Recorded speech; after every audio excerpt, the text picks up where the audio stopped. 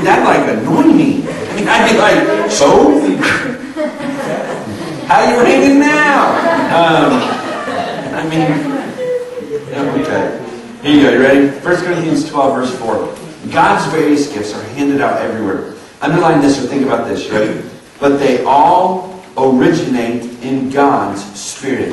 They all get their start with God. You ready? It also goes on to say this. God's various ministries are carried out everywhere, but they all originate in God's Spirit. God's various expressions of power are in action everywhere, but God Himself is behind it all. Each person is giving something to do, and that shows who God is. Your role is to show who God is. And it is necessary in this body to show who God is. Stop comparing. God's the one who chose to give you the gifts that He did. I have a really good friend of mine from high school who he and I were ministers together at a church in Fayetteville. And I was always envious of him because he always seemed to have all the good breaks. You know, I mean, he was the guy who worked with high school students at the church where we were on staff at. He was the guy who went on to work at a pretty big church. And he was the guy who, you know, would go and speak at youth camps all over the place. And he just always seemed to have the life that I wish I had. You ever know anybody like that? You're just like, man, I wish I had their life.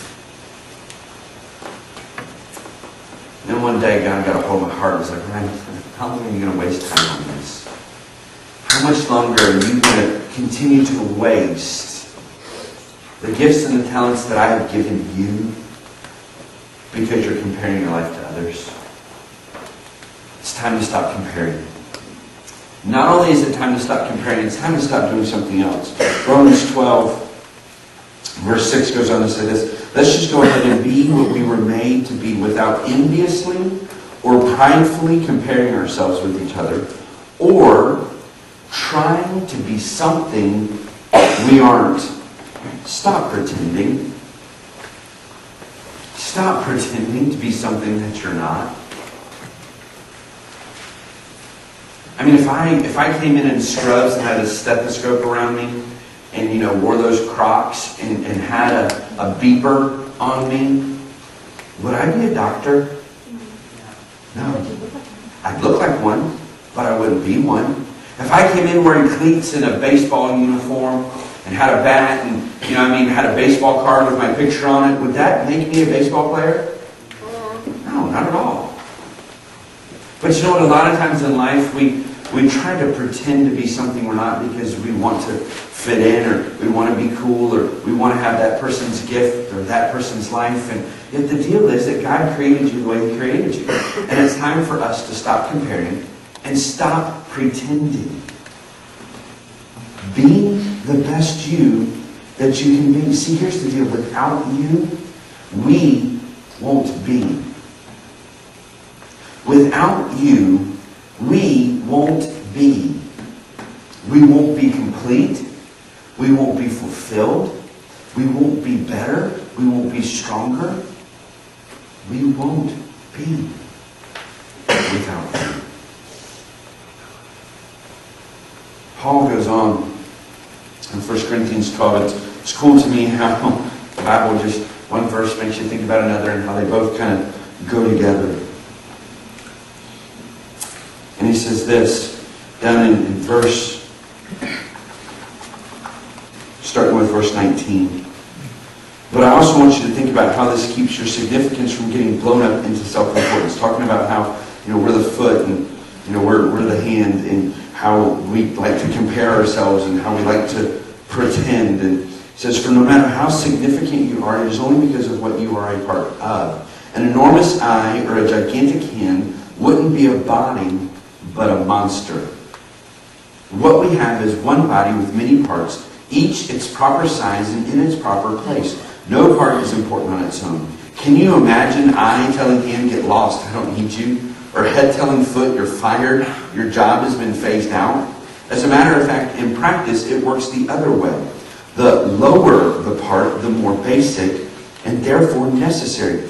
You can live without an eye, for instance, but not without a stomach. And yet, I guarantee you, the stomach's not done. They're going to, I really wish it was an eye. I'm going to pretend to be an eye today. It just makes no sense. It makes no, just none whatsoever, does it? And so, if you and I continue to pretend and say, you know what, I wish I was them, does that make any sense whatsoever? Does that help or benefit anybody? No, not at all. So you and I need to stop pretending. It's time for us to be who God created us to be. Here's the deal. We are linked together as a body.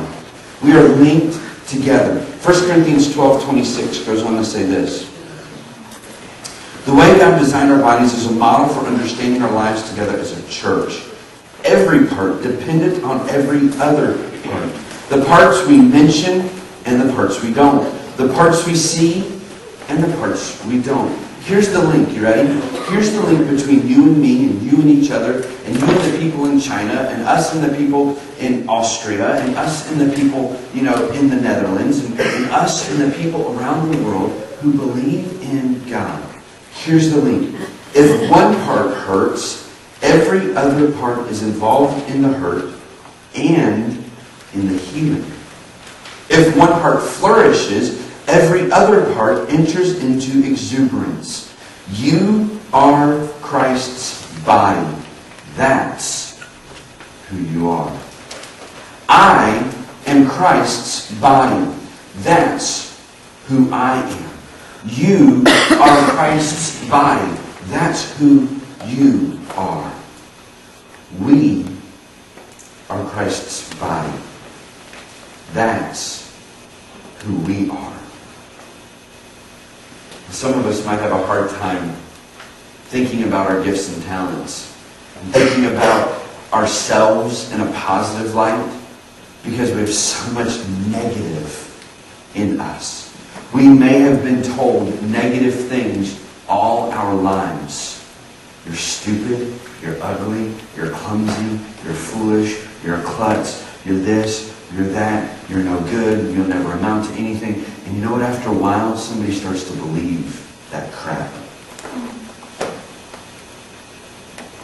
And then we don't see ourselves as worth anything to God's body. I might as well go crawl in a corner and die because they're better off without me. It's just me. We have a hard time seeing ourselves as useful because of that. And see, the thing is that's the furthest thing from the truth. Remember we looked at Psalms 139? I'm fearfully and wonderfully made. Genesis chapter 2 says God created man and woman in His image. The psalmist goes on to write that we are God's crowning glory. Doesn't sound like someone who's a klutz and a foolish and who's stupid and dumb and won't ever amount to anything. God made each of us necessary. And so with that in mind, I have a homework assignment for us tonight. Because some people have a hard time seeing themselves as worth anything. And I think if we were all honest, each of us have a hard time seeing that sometimes. We need people to step into our lives and say, let me tell you something I like about you. Let me tell you something that I admire about you. Let me tell you a quality that I see in you that I just go, wow, that's awesome. Without envy. Without going, man, I sure wish I had that. Without pretending, going, I'm going to pretend to have that. But just to say, you know what, this is something I like about you. This is something that I admire about you.